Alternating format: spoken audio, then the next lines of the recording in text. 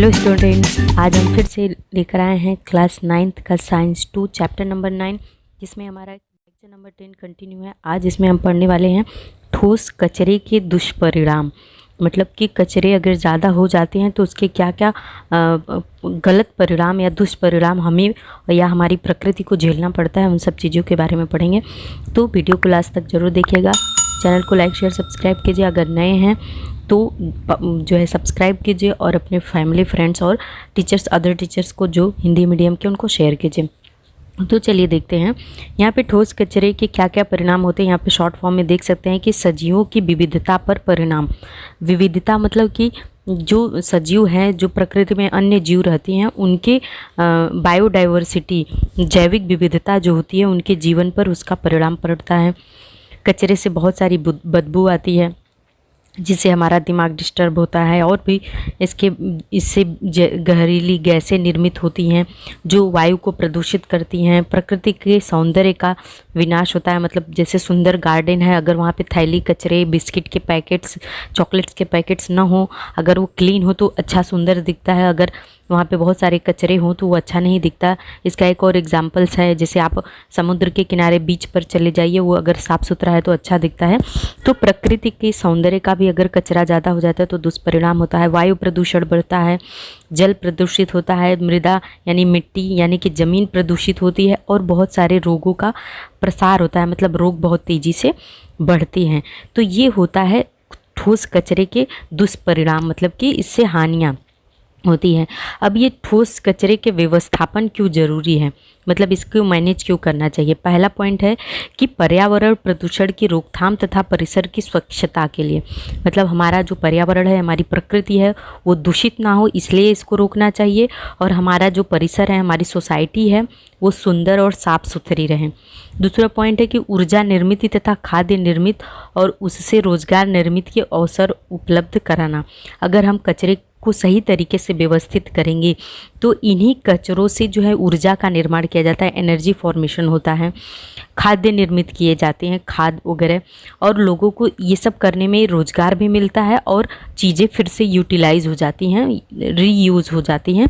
तो इसलिए इसको जो है व्यवस्थापन करना चाहिए। तीसरा पॉइंट है ठोस कचरा प्रक्रिया द्वारा प्राकृतिक संसाधनों पर से भार कम करने के लिए। जैसे कि अगर हम ठोस जो कचरे हैं उनको बार बार यूज़ करेंगे, जैसे आप अपनी नोटबुक फेंकने के बजाय अगर रद्दी वाले को बेच देते हैं तो वो फिर से फैक्ट्री में जाके उसका फिर से क्या बनता है, पेज बना दिए जाते हैं, और फ्रेश पेज हमें बार बार वही यूज़ करने के लिए हम यूज़ करते हैं। तो ज़्यादा पेड़ जो है काटने पर प्रकृति पर जो भार पड़ता है वो कम हो जाएगा। मतलब प्राकृतिक संसाधनों को हम बचा लेंगे, थोड़ा सा तो प्रयास अगर करेंगे तो ज़रूर बचेगा। चौथा है कि आरोग्य संरक्षण और जीवन का स्तर सुधारने के लिए तथा पर्यावरण का संतुलन बनाए रखने के लिए। मतलब बहुत सारी बीमारियों को न हो, उसको बचाने के लिए, उसका लेवल सुधारने के लिए, और प्रकृति का जो नेचर का जो बैलेंस होता है वो भी बैलेंस गड़बड़ ना हो, उसको भी बनाए रखने के लिए ये कचरों का प्रबंधन बहुत आवश्यक है। आगे देखिए इसमें क्या दिया हुआ है कि शहरी और औद्योगिकी क्षेत्रों में निर्मित होने वाला ठोस कचरा और उसके कारण आने वाली समस्याएं टालने के लिए, पर्यावरण स्वच्छता बनाए रखने के लिए ठोस कचरे का व्यवस्थापन करना आज के समय की मांग है।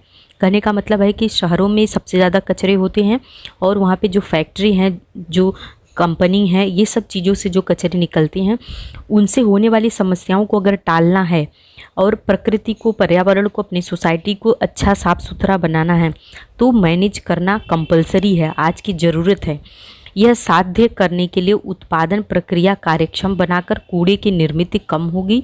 इसका ध्यान रखना, पुनरुपयोग से कचरे की निर्मित कम करना और कचरे से पुनः वस्तुएं बनाना, ऐसे उपाय किए जाने चाहिए। अब यहाँ पे देखिए ठोस कचरे का पहले वर्गीकरण और उसका क्या व्यवस्थापन है। देखो, वैज्ञानिक और पर्यावरणीय स्नेही कचरा व्यवस्थापन में कंपोजिस्ट मतलब ठोस कचरे से खाद बनाए जा सकते हैं। सुरक्षित कूड़े डालने के स्थल, केचुए से खाद निर्मित औद्योगिक ठोस कचरा व्यवस्थापन में भूमि भराव, जहाँ बहुत बड़े बड़े गड्ढे होते हैं वहाँ पे उन कचरों को डालकर भूमि को भर दिया जाए। पायरोलिसिस यानी कि उच्च तापमान पर कूड़े को जलाकर उससे क्या करते हैं, बायोगैस, जैव वायु के विद्युत, ये सब निर्माण किया जा सकता है। और जैव चिकित्सीय कूड़ा व्यवस्थापन में भट्टी द्वारा उच्च तापमान पर इन सबको जलाकर जो है इनको व्यवस्थित किया जा सकता है। तो ये कुछ तरीके हैं जो परमानेंट तो नहीं है, लेकिन फिर भी ठोस कचरे की व्यवस्था में कारगर सिद्ध होती है। आगे बढ़ते हैं। देखिए, ठोस कचरे के व्यवस्थापन पे आपके बुक में 7 नियम दिए गए हैं। 7 नियम में क्या क्या करना है जरूर हम पढ़ेंगे। पहले दिया है रीयूज़, रिफ्यूज़ और रिसाइकल। प्रश्न में 3R मंत्र भी पूछता है, यहाँ पर दिया है ठोस कचरे व्यवस्थापन में 3 मंत्र का उपयोग क्या होता है। तो यहाँ पे ये 7 भी पूछते हैं और ये 3 भी पूछते हैं तो क्वेश्चन पेपर में। तो पहले हम 3 को देख लेते हैं। तो आप दिमाग में ऐसा रखिए कि प्रश्न के किसी भी तरह से घुमा के पूछा जा सकता है। 3R मंत्र या 7R 7 रूल ऐसा भी हो सकता है। तो पुनः उपयोग मतलब रीयूज़, इसमें क्या करते हैं कि जो उपयोगी वस्तुएं व्यर्थ होने पर भी उनका अन्य उचित जगहों पर उपयोग किया जा सके, मतलब बार बार उनका इस्तेमाल किया जा सके। जैसे कि आप थैली में कोई सामान बाहर से लेकर आते हैं तो उन थैली को फिर लेकर जाइए और फिर उसी में सामान लेकर आइए।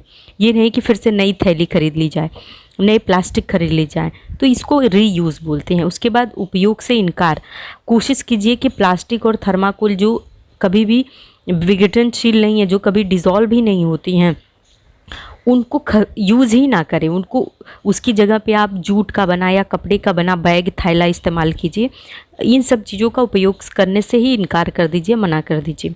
और रिसाइकल, अपशिष्ट पदार्थों पर पुनः चक्रीकरण प्रक्रिया द्वारा उन्हें उपयुक्त पदार्थ बनाना, जैसे कागज, कांच का पुनः चक्रीकरण क्रिया। और अगर ये पदार्थ जो कुछ यूज़ किए जा सकते हैं उनको फिर से रिसाइकल करने के लिए दे दिया जाए। जैसे कागज़, अभी मैंने आपको बताया था, कागज़ और कांच, ये सब चीज़ें कूड़े में न फेंक कर इसको रिसाइकल करना चाहिए, फिर से उससे नई चीज़ें बना लेनी चाहिए। तो ये 3R मंत्र होता है इस यहाँ पर। इसके बाद दिया है रीथिंक, दोबारा सोचिए, पुनः विचार कीजिए। क्या करना है, दैनिक जीवन में वस्तुओं के उपयोग करने के बारे में अपनी आदतें, अपने उसके परिणाम का पुनश्च नए दृष्टि से विचार करना चाहिए।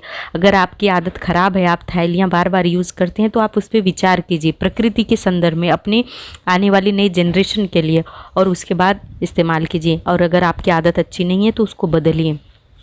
उसके बाद रिड्यूस में क्या आता है, कम से कम इस्तेमाल करना, मतलब संसाधन व्यर्थ न जाए इसलिए वस्तुओं का उपयोग कम करना।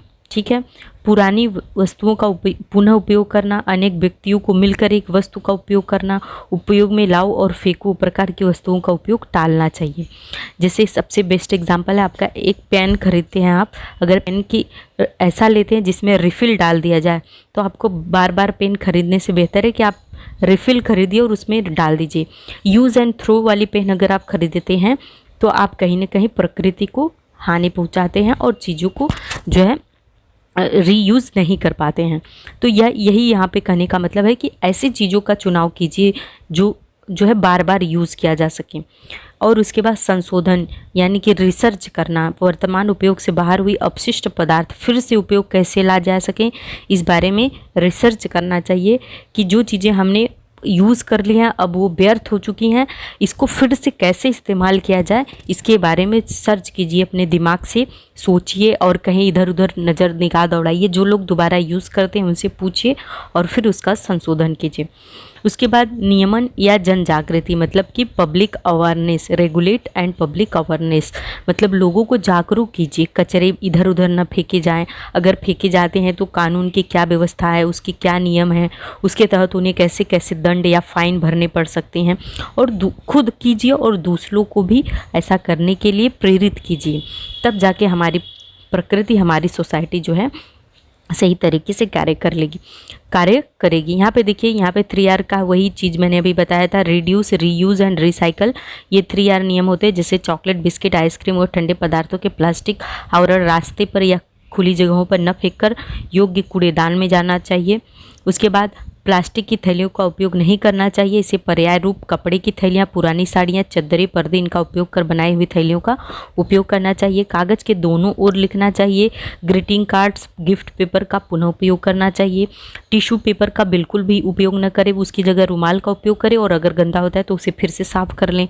शीशा वाली बैटरी की जगह रिचार्जेबल बैटरी का उपयोग करें ताकि आप उसको बार बार इस्तेमाल कर सकें। ठोस कचरा व्यवस्थापन में स्वयं और परिवार और समाज को प्रोत्साहित करें, प्रबोधन करना और तरह तरह के कार्यक्रम चलाना। और 8वां और लास्ट पॉइंट है यूज़ एंड थ्रो, उपयोग करो फेंको, इस प्रकार की वस्तुओं का उपयोग करने से टालना चाहिए। तो आई होप आपको ये पूरा टॉपिक समझ में आ गया, पूरा वीडियो आपने देखा, इसके लिए धन्यवाद। आपका दिन शुभ हो।